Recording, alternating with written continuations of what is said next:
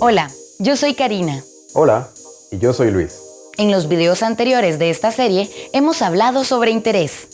Cuando hablamos de interés, necesariamente estamos hablando del valor del dinero en el tiempo.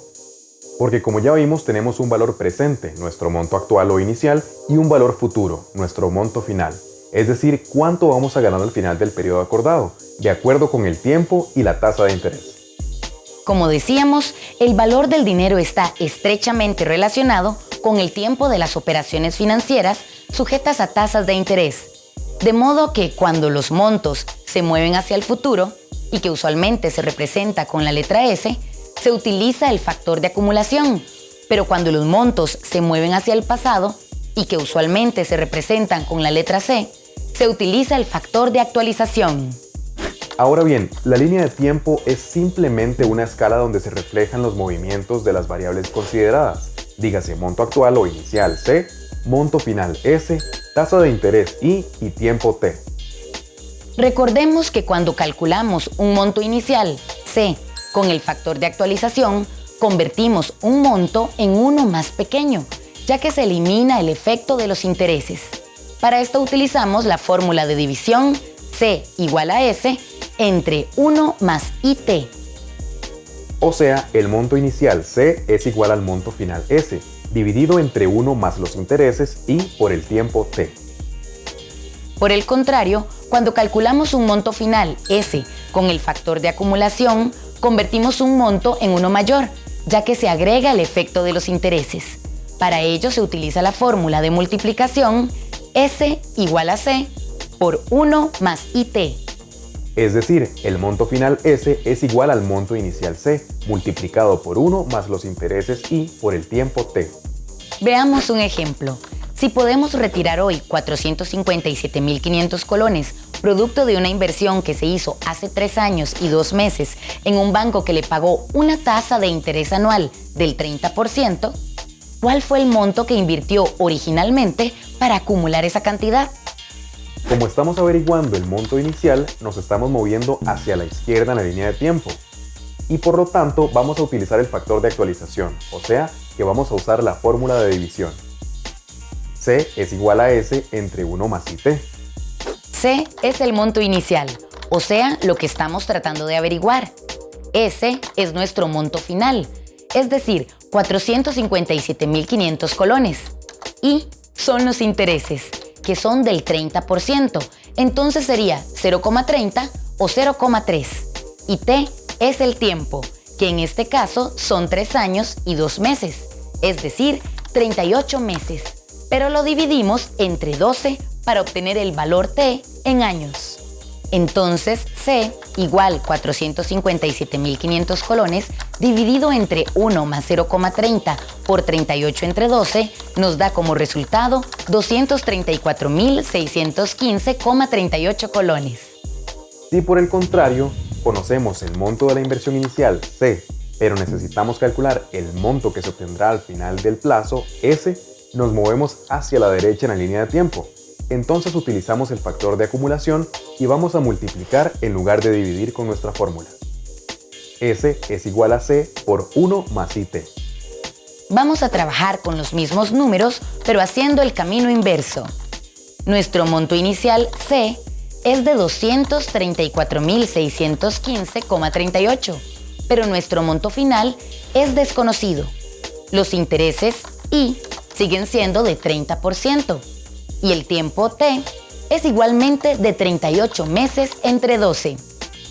Entonces S igual 234.615,38 multiplicado por 1 más 0,30 por 38 sobre 12, lo que nos da como resultado 457.500 colones. El interés simple también permite comparar alternativas de inversión para determinar cuál de ellas es la más beneficiosa, u opciones de financiamiento para determinar la menos costosa. Veamos un ejemplo. Supongamos que tenemos hoy 2 deudas a diferentes plazos y tasas. Resulta que no podemos hacer frente a estas deudas en las condiciones pactadas originalmente, por lo que vamos al banco para solicitar un arreglo de pago. El banco nos propone cancelar las deudas mediante un solo pago en el año quinto, fecha focal, a una tasa de interés y del 27% anual. En este caso, la fecha focal es el tiempo en donde las deudas originales son equivalentes al pago único. Como primer paso, debemos calcular cada deuda a su fecha de vencimiento para conocer lo que se pagará por ellas al final del plazo S. Seguidamente, esos valores S, así como el pago único, se deben llevar o traer a la fecha focal, FF, para obtener el monto de ese pago único. Comencemos. Nuestra deuda 1 es de 25.000 colones. Vamos a multiplicar esto por la tasa de interés, que en este caso es 28%, multiplicado por el tiempo, que son 4 años. Nuestra deuda 2 es de 27.500 colones. Vamos a multiplicar esto por la tasa de interés, que en este caso es 25%, multiplicado por el tiempo, que en este caso son 7 años. Ahora que ya tenemos el valor de las deudas en su fecha de vencimiento S, vamos con el paso 2. El valor S de las deudas y el pago único X se llevan a la fecha focal a la tasa de interés del 27% anual que nos propone el banco. En este caso, como el pago único X es igual a la fecha focal FF, no es necesario realizar ningún cálculo, porque X ya está en fecha focal. Pero si el pago único está en una fecha distinta, entonces debemos llevarlo a fecha focal.